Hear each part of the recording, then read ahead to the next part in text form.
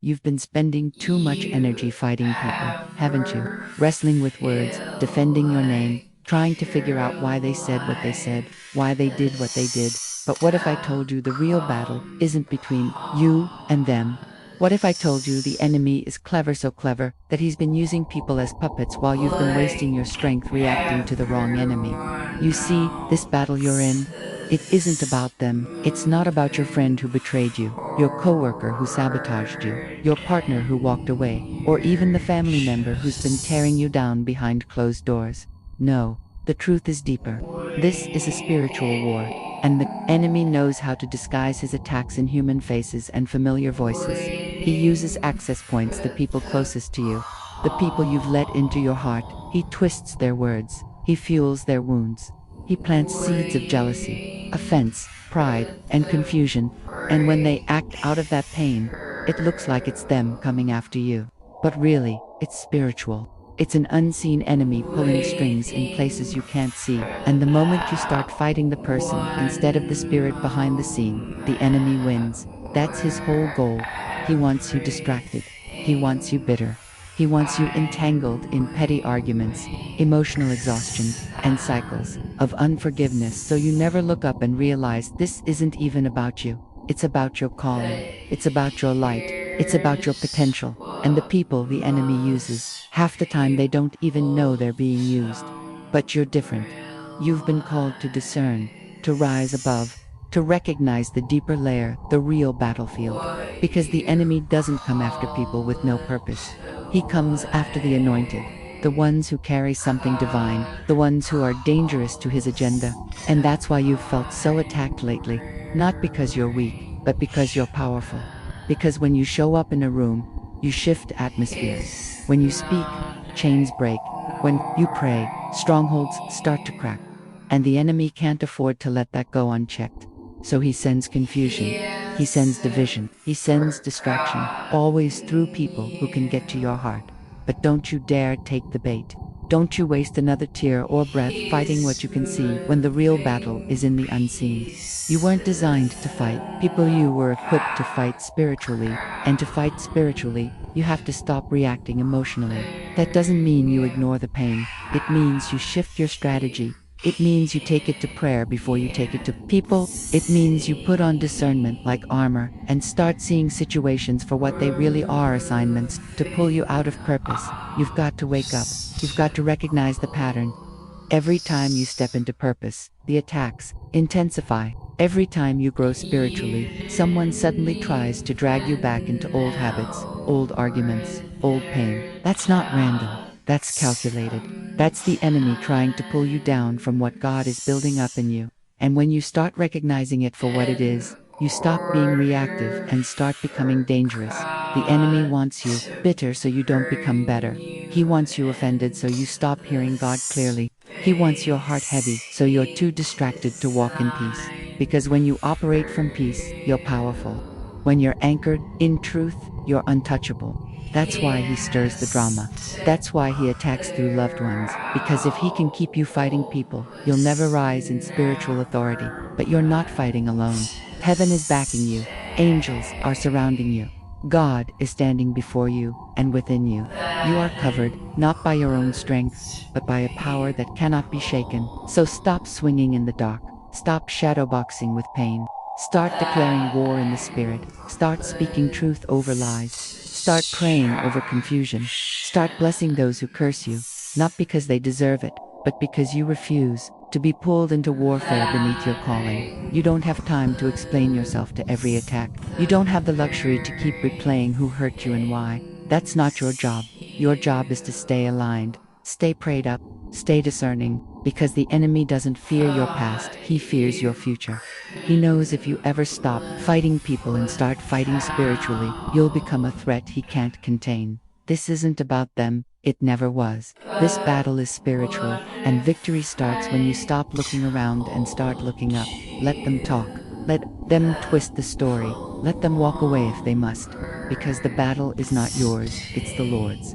You ever find yourself replaying a moment in your head, over and over, trying to make sense of why someone did what they did, why they turned on you, why they lied about you, why they suddenly shifted into someone you couldn't even recognize. It's like your spirit knows something deeper is going on, but your mind keeps trying to solve the surface level issue. You go over the words, the timing, the tone.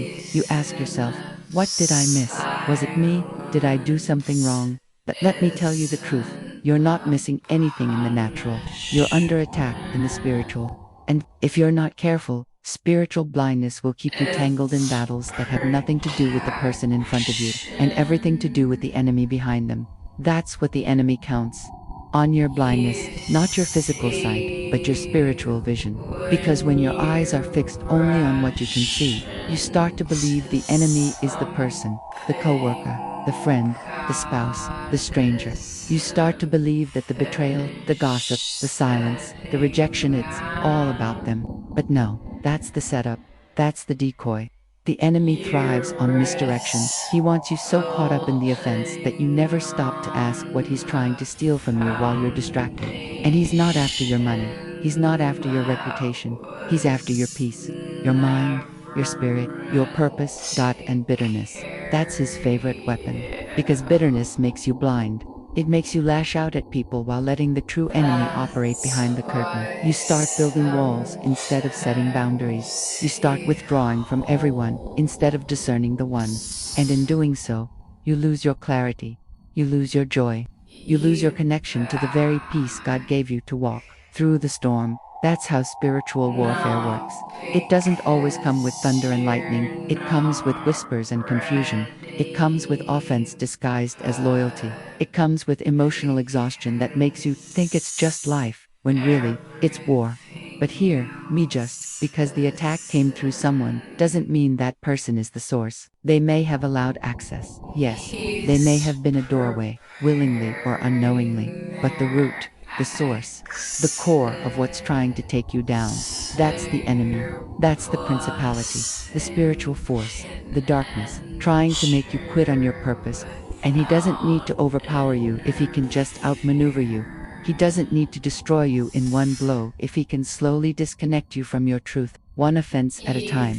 That's why you have to ask for discernment, not reaction, not explanation, discernment. Because discernment lets you see beyond the surface. It reveals patterns. It exposes cycles. It helps you recognize that you're not just having a hard week, you're being spiritually tested. It helps you realize that the person attacking your character isn't just jealous. They're being influenced by something that doesn't want to see you rise. And it helps you remember that your real fight isn't in front of you, it's above you, around you, within you. Discernment changes how you respond. It teaches you that silence isn't weakness, it's strategy.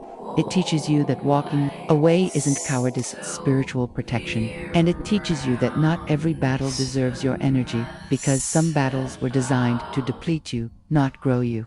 The enemy loves it when you get loud in the flesh and quiet in the spirit. He loves it when you post about it, but forget to pray about it. He loves it when your pride won't let you be still long enough to hear what God is really saying. But you've come too far for that now. You've grown too much to keep falling for the same trap.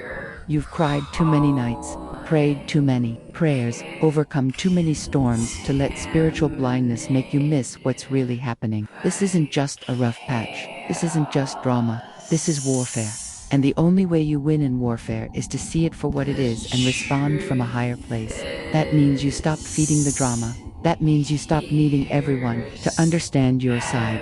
That means you stop fighting to be seen, and instead you fight to stay in the spirit. Because the more you let offense speak for you, the less room you give God to move for you. And I promise you, God can vindicate you better than any revenge, any explanation, any clapback ever could. So guard your heart, open your eyes. Don't be so focused on who hurt you that you miss why it happened. The attack came to block your assignment. The drama came to steal your focus. The pain came to silence your purpose. But you're not falling for it this time. You're not going to be blinded by the offense. You're not going to be distracted by the noise. You're going to stand still, stay rooted, and fight this battle in the only place it can truly be won, in the spirit. Because when you can finally see it for what it is, the enemy loses his power, and your peace becomes your weapon. You've been walking into battles unprotected, haven't you? Wondering why life keeps hitting you harder than you can stand. You're trying to stay strong, trying to do the right thing, trying to keep your head above water, but everything feels heavy. Everything feels relentless. That's not a coincidence. That's not just life. That's a spiritual war, and you've been trying to survive it with emotional tools and human understanding. But this kind of battle doesn't respond to feelings. It doesn't surrender to logic. It won't retreat because you cried or yelled or shut down. You can't win this kind of fight barehanded. You were never meant to. The word says to put on the full armor of God, not part of it, not just on Sundays, not only when things get hard, all of it, every day, because every day you wake up, the enemy is watching. He's studying your weaknesses. He knows exactly which button to push. He knows when to bring discouragement. He knows which lie to whisper in your ear the moment your guard is down, and without the armor, you'll fall for it every time. Without the armor, you'll keep getting offended, keep getting anxious, keep getting tired, not just physically tired, but soul tired. See, the armor isn't decoration, it's your defense. Truth is your belt, righteousness is your breastplate, peace is your shoes, faith is your shield, salvation is your helmet, and the word of God is your sword. Each piece is essential. Each piece covers what the enemy is aiming for. He wants your mind, that's why you need the helmet. He wants your heart, that's why you need the breastplate. He wants your steps to be unstable, that's why you need peace on your feet. He wants you doubting what God said, that's why you need faith to block the fiery darts. And don't think for a second he's not firing them. Every time you feel like giving up, that's a dart. Every time you feel unworthy, that's a dart. Every time you hear the lie that your prayers aren't working, that your calling is fake, that your past disqualifies youth, it's a dart. And if you don't have your shield up, those lies will land. They'll bury deep, they'll take root, and before you know it, you'll be living from wounds instead of truth. But when you're armored up, something shifts. You stop flinching at every attack. You stop taking everything personal. You start seeing the enemy's fingerprints instead of fighting people. You move different. You respond slower, with more clarity, more grace, more wisdom. Because when you've got the armor on, you're not walking in your own strength anymore. You're walking in divine authority. You're covered. You're backed by heaven. The problem is, too many people are spiritually exposed and emotionally exhausted. They're trying to fight battles in their feelings, but you can't cast out spiritual attacks with emotional outbursts. You need the word. You need prayer. You need faith. And you need to stay armored even when it feels quiet, especially when it feels quiet. Because sometimes the enemy waits until you feel safe to strike. He waits until you get comfortable, until you let your guard down. That's why consistency matters. This armor isn't for show, it's for survival. And hear me, don't get stronger by skipping your armor and hoping for the best. You get stronger by wearing it even when it's uncomfortable. Even when you don't feel like praying. Even when you don't feel like reading the word. Even when peace feels like a distant memory. That's when the armor matters most. That's when it holds you together. Because some seasons will not give you time to get ready. You'll wake up in the middle of a storm and realize, I don't have time to build faith right now. I have to fight with what I already have. So ask yourself, what are you wearing? Are you walking into spiritual warfare with only your emotions exposed? Are you trying to block demonic attacks with people-pleasing and positive thinking? Are you depending on your own willpower when you should be standing behind the shield of God's promises? Because that's why you're exhausted. That's why you're overwhelmed. You're using human weapons for a spiritual war, and it's not working. But the moment you choose to armor up, really armor up, the atmosphere around you changes. The attacks might still come, but they don't hit the same. You still get pressed, but you don't break. You still face conflict, but you carry peace. You still walk through fire, but you don't smell like smoke. Because when you're armored in God, you stop just surviving and you start standing. You start declaring. You start walking in rooms and shifting the temperature. Not because of who you are, but because of what's covering you. So stop trying to fight spiritual battles with natural weapons. Put on the armor, suit up in truth, clothe yourself in righteousness, lace your steps with peace, carry your shield of faith, guard your mind with salvation, wield your sword like you know how to use it, because this isn't just another hard day, this is war, and God has already given you everything you need to win it, but you've got to pick it up, and you've got to wear it. You've been trying to handle it all, haven't you? Carrying the weight of the battle like it's your job to win. You've been strategizing, reacting, defending, explaining, praying, then going right back to worrying the moment you say amen. You say you trust God, but then you still try to fix everything yourself. You still try to control the outcome, still try to figure out what's going to happen next. But let me ask you something. When did you start believing that surrender meant weakness? Who told you that letting go meant giving up? Because that's not what surrender is, not when it comes to God. Surrender isn't about losing, it's about aligning. It's about saying, God, I don't understand this, but I trust you with it. I can't carry it anymore, but I know you can. That kind of surrender. That's not quitting. That's power. That's faith. That's the moment heaven steps in and says, now I can move. See, we keep thinking that if we don't control it, it'll fall apart. We think if we don't defend ourselves, no one else will. If we don't fight back, we'll look weak. But that's what the enemy wants you to believe. Because as long as you keep trying to fight spiritual battles with fleshly effort, you'll stay exhausted. You'll stay discouraged. You'll stay stuck in a loop of anxiety and self-doubt, all while thinking you're being strong. But real strength is knowing when to step back and let God step in. Real strength is being able to say, God, this is too much for me, but it's not too much for you. And that shift in posture, that moment where you stop striving and start trusting, that's when the breakthrough begins. Because you don't win spiritual battles through force. You win through faith. You win through obedience. You win by laying your weapons down at the feet of the one who already overcame the world. Let's be honest, some of the battles you've been fighting aren't even yours to begin with. You took on the weight of people's opinions, the pressure to be perfect, the need to prove yourself, the fear of being misunderstood, and somewhere along the way, you started thinking it was your responsibility to carry all of it. But it's not, it never was. God never called you to fix every problem or explain yourself to everyone. He called you to trust Him. He called you to walk by faith, not by sight. And walking by faith sometimes means walking in silence. Sometimes it means walking away. Sometimes it means saying, Lord, I don't know what you're doing, but I believe you're doing something. That's hard, I know. It's hard to release what hurt you. It's hard to stop defending yourself when people twist your name. It's hard to forgive when you're still bleeding. But surrender doesn't mean you deny the pain. It means you give the pain to God. It means you stop reliving the attack and start relying on the promise. It means you stop asking, why is this happening to me?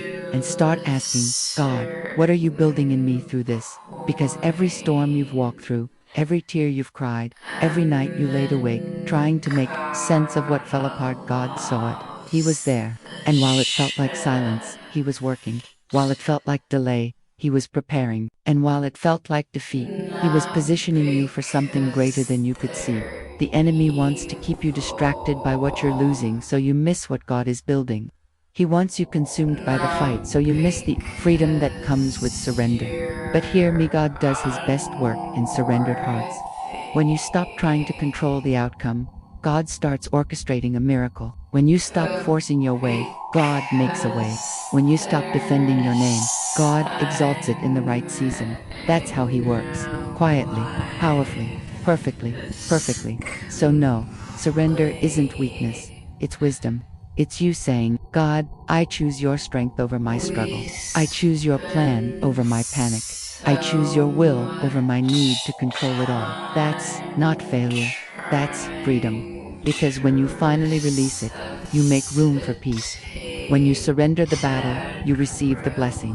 When you let go of your grip, you open your hands to what God is trying to place in them. The truth is, the enemy can't steal what's surrendered to God.